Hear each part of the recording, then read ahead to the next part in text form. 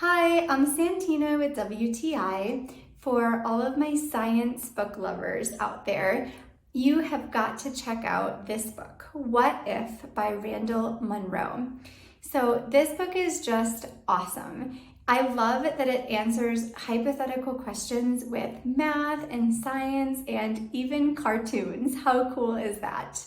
And one thing I think is super unique is how many different topics there are. So there are questions in this book from lightning to genetics, all the way to random sneeze calls. And you're gonna have to check it out if you wanna find out what that means.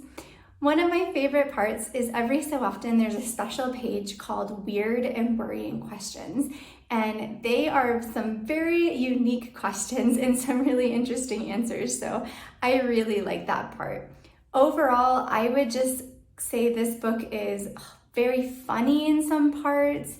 It has really interesting topics, and I love that it comes with drawings for a lot of the questions. So you definitely gotta check this out. And that's my point of view.